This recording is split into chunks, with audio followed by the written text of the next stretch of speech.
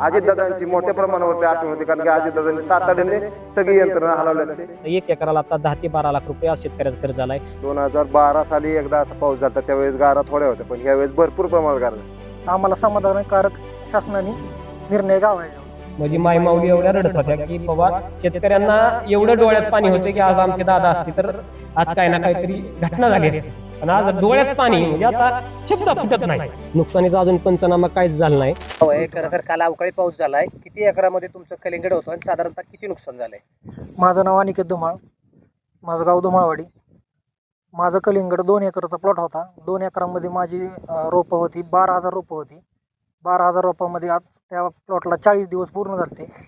40 दिवस पूर्ण झाले, पण काल अचानक ह्या गारपिटीच्या पावसाने पूर्ण प्लॉटचं नुकसान झालेलं आहे.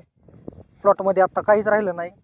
प्लॉटमध्ये म्हणजे थोडं पण काय राहिलं नाही की त्यातून काय आपल्याला मिळेल असं. तुम्ही आता उल्लेख केला युद्धाच्या अगोदर जो काय या पिकाचा फळाचा दर वेगळा होता आणि आत्ता वेगळा दर होता. साधारणतः युद्धाच्या अगोदर किती दर होता आणि जर तो दर आत्ता मिळाला असता तर साधारणपणे किती नुकसान त्या दरानुसार तुमचं झालं असतं? युद्धाच्या आधी जो दर होता तो दर जर मला ह्या प्लॉटला जर सापडला असता तर माझं 20 लाखाचं उत्पन्न ह्या प्लॉटमध्ये मला भेटलं असतं. पण युद्धामुळं दर खूप कमी झाले, त्याच्यामुळे मला ते काय भेटलं नाही. शासनाकडे काय मागणी? एकरी साधारणतः शासनानं किती पंचनामा करून किती रक्कम अनुदानाची त्या ठिकाणी दिली पाहिजे अशी तुमची मागणी आहे? हे सगळं झाल्यानंतर शासनाने फक्त आमची एकच अपेक्षा आहे शासनाकडे की आम्हाला समाधानकारक शासनाने निर्णय घ्यावा याच्यावर. काल दुपारी 2:30च्या सुमारात धुमावडी परिसरात पंधरे असेल, धुमावडी असेल, पोहेमा असेल, अचानक अवकाळी पाऊस झाला. अवकाळी पाऊस न होता त्याच्याबरोबर गारांचा पाऊस झाला. 2012 साली एकदा असा पाऊस झाला, त्यावेळेस गारा थोड्या होत्या, पण यावेळेस भरपूर प्रमाणात गारा झाल्या. इतक्या गारांचं प्रमाण झालं जसं काय आमच्या परिसरात हिमालयासारखं आमच्या इथं घरामध्ये गाराचा सडा पसरला होता.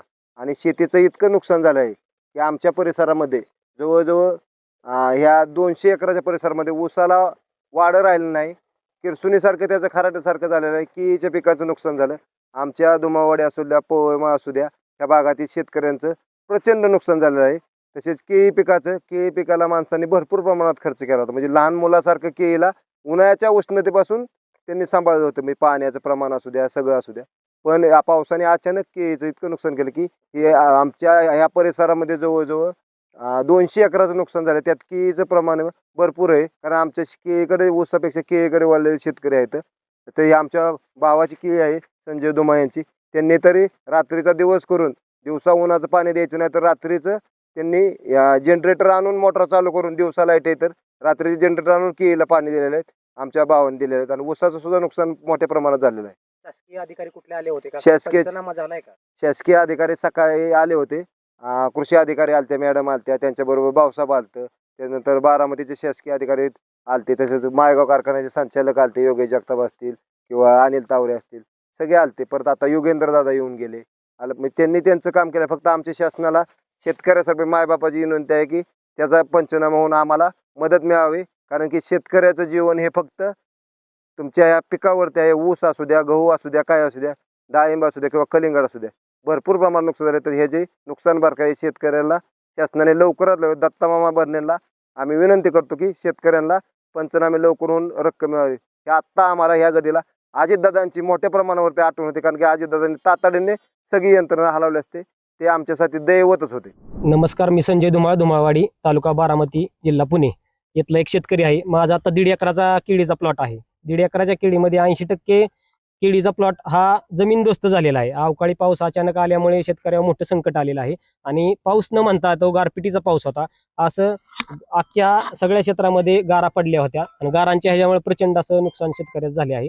हार्वेस्टिंगला आता मला म्हणजे आत्ताच वेन चालू झाली होती केळीची, तर 1,80,000 रुपये आतापर्यंत माझा खर्च झालेला आहे. पण आता हे खर्च सुद्धा माझा त्यातून निघणार नाही. म्हणजे शेतकऱ्याचं आता मोठं अतोनात नुकसान झाले आहे. ह्या भागात ऊसाचं पण मोठ्या प्रमाणात क्षेत्र आहे. तर ऊसाचं पण मोठ्या प्रमाणात असं नुकसान झालेलं आहे. त्याच तोडीत केळी पण आहे आणि आता शेतकरी असा हातबल झालेला आहे. शासनाचे कोणते अधिकारी या ठिकाणी आले होते का? जे काही नुकसान झालंय त्या नुकसानीचं पंचनामा काय झालाय का? नुकसानीचा अजून पंचनामा काहीच झाला नाही. आणि महत्वाचं म्हणजे सांगायची एवढीच बाब की तालुका कृषी अधिकारी वगैरे आले होते आमच्या प्लॉटला भेट द्यायला. तालुका कृषी अधिकारी यांनी भेट दिली आहे. आता इथले आपल्या मंडलचे कृषी अधिकारी वगैरे आहेत आणि आपल्या जे खाली करणारे त्यांचा स्टाफ आहे त्यांना आता आदेश दिलेले आहेत त्यांनी.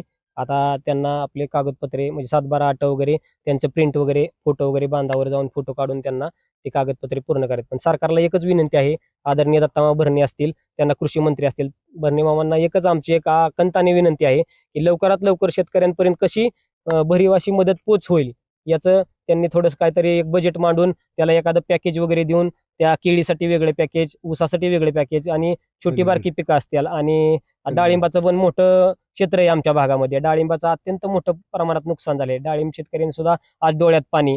ऊसाला ह्याला तरी केळीला म्हणता येणार. आता माझा 1,80,000 खर्च झालाय आणि जर डाळिंब क्षेत्र 1 एकर असेल तर 1 एकराला आता 10 ते 12 लाख रुपये आज शेतकऱ्याचा खर्च झालाय. वरनं नेट टाकण्यापासून हे केलं. आज शेतकरी डोळ्यात पाणी.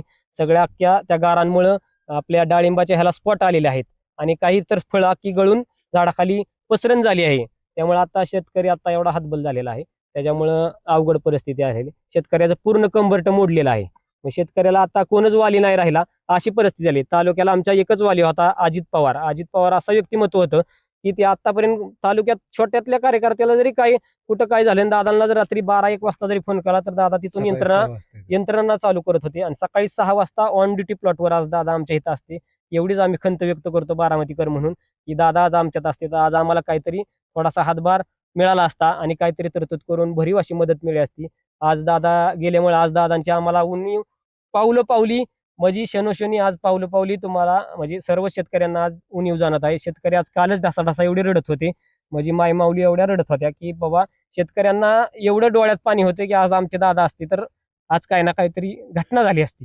पण आज डोळ्यात पाणी म्हणजे आता शब्द फुटत नाहीत एवढीच आता ही झालेलं आहे. शेतकऱ्यांना हातबल झालाय शेतकरी. काय आता शेतकऱ्याला बोलता बी येणार नाही अशी परिस्थिती.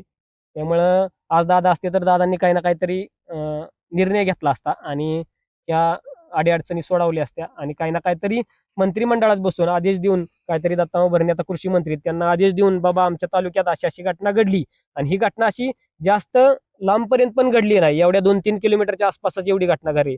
धुमाळवाडी असेल, पंधरे असेल, पवईमाळ एवढ्या 2-4 गावामध्येच ही घटना अशी गारपिटीची झाली आणि ही गारपीट न म्हणता ही अवकाळीच गारपीट होती आणि शेतकऱ्याचं पार आता कंबरट बसले आणि ह्यातून शेतकरी आता सावरू शकणार नाही. मग शेतकरी आज जमीनदोस्त झालाय. शेतकऱ्याला कोणच वाली उरला नाही अशी परिस्थिती आज सर्व शेतकऱ्यांची झालेली आहे.